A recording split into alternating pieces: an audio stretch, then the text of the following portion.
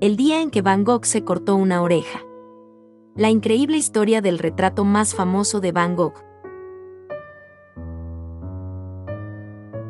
Fue en 1889, cuando residía en Arles, Francia, producto de una discusión con Paul Gauguin, cuando el holandés se mutiló y luego se inmortalizó en un autorretrato. Esta es la historia. Una discusión originó uno de los cuadros más famosos no solo de la trayectoria del pintor europeo, también del arte mundial. Es que la historia del autoinferido corte de la oreja izquierda de Vincent Van Gogh no solo quedó en los anales y libros de arte, sino que quedó en la mismísima tela. Fue tras una violenta discusión que Van Gogh sostuvo con Paul Gauguin. Ambos compartían residencia en Arles, al sur de Francia. El neerlandés había llegado primero e invitó al francés, quien vivía en París, dada la admiración que le tenía. Luego del incidente, y cegado por la pena y dolor, Van Gogh se cortó el lóbulo de la oreja izquierda. Si bien en el cuadro sale con la venda en la derecha, esto se debe a que utilizaba un espejo para pintar su imagen. De esa forma, Van Gogh dio forma al autorretrato con la oreja vendada y caballete, de 1889, en óleo sobre lienzo, donde inmortalizó su día de furia en el estilo impresionista que lo caracterizó. Años más tarde, el mismo Gauguin se refirió al asunto, comentando: Vincent, en aquel momento cuando llegué a Arles, estaba completamente inmerso en la escuela neoimpresionista y estaba actuando con bastante indecisión, lo que le causaba sufrimiento.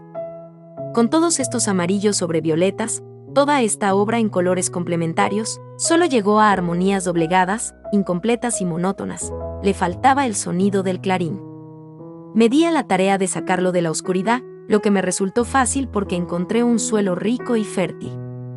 Como todas las naturalezas que son originales y están marcadas con el sello de la personalidad, Vincent no le tuvo miedo a su vecino y no fue obstinado, agrega Gauguin. Desde ese día en adelante, mi Van Gogh hizo asombrosos progresos. Sin embargo, la presencia de Gauguin no hizo sino alterar el ya desequilibrado y frágil estado de ánimo de Van Gogh. Con Gauguin a su lado, Van Gogh pintó menos y sin la fuerza que había descubierto a principios de ese año. Las discusiones con su colega más cercano pudieron haberlo puesto nervioso. A medida que el año llegaba a su fin, las malas condiciones del tiempo también imposibilitaban el trabajo al aire libre. A diferencia de Gauguin, Van Gogh necesitaba la realidad como modelo. No podía separar sus pensamientos de sus temas. De ese modo, la frustración comenzó a hacer mella en el holandés. El amor y la esperanza que había introducido en sus lienzos mientras esperaba a Gauguin, finalmente se habían frustrado. Gauguin no compartía su punto de vista acerca del arte. Eso era bastante doloroso, pero Van Gogh estaba aún más dolido por la forma en que su amigo lo menospreciaba. La cosa iba color de hormiga. Lo recordó Gauguin en el testimonio citado. Por lo general, Vincent y yo coincidimos raras veces en algo, especialmente sobre pintura. Él admira a Daumier, Daubigny, Siem y al gran Rousseau, de los cuales no tolero a ninguno.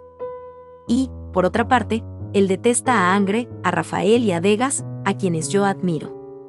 Le gustan mis pinturas, pero cuando las estoy haciendo, siempre encuentra que algo hice mal. Es un romántico, y yo estoy más inclinado al estado primitivo. Ante la mala situación, el francés decidió regresar a París. Según el testimonio del Galo, la noche del 23 de diciembre de 1888, ambos sostuvieron una fuerte discusión, en la que el holandés le arrojó un vaso a la cabeza al francés. Acto seguido, se disculpó y Gauguin lo excusó. Sin embargo, poco rato después, Van Gogh se acercó amenazante a Gauguin con una navaja en la mano cuando éste iba caminando en la plaza Víctor Hugo. Inesperadamente, se detuvo y se devolvió. Gauguin respiró. Esa noche, el francés durmió en un hotel. Siempre según su narración, cuando se devolvió fue cuando descubrió el hecho. Me desperté bastante tarde, como a las 7:30. Al llegar a la plaza, observé una gran multitud congregada. Cerca de nuestra casa había algunos gendarmes y un pequeño señor con un bombín, que era el comisario de policía. He aquí lo que sucedió. Van Gogh regresó a la casa y, de inmediato, se cortó la oreja casi al ras de la cabeza. Le debe haber llevado un tiempo parar la hemorragia, porque al día siguiente había muchas toallas empapadas de sangre tiradas por todas partes en 2 habitaciones del primer piso.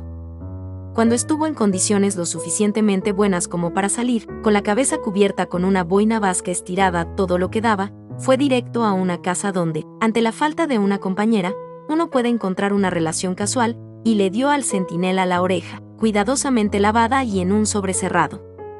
Tome, dijo, un recuerdo mío. Luego corrió y regresó a casa, para irse a la cama y dormir. No obstante, se tomó la molestia de cerrar los postigos y de poner una lámpara encendida sobre la mesa cerca de la ventana. 10 minutos más tarde, toda la calle dedicada a las filles de Schwa estaba conmocionada y hablaba sobre el suceso.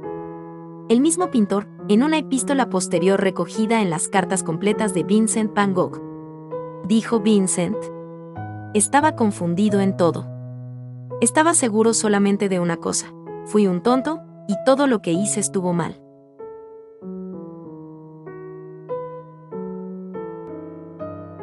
Espero que te haya gustado el video. Si es así, por favor regálanos un like y tu suscripción para que así el mundo del arte en YouTube siga creciendo. Te deseamos un excelente día, hasta el próximo video.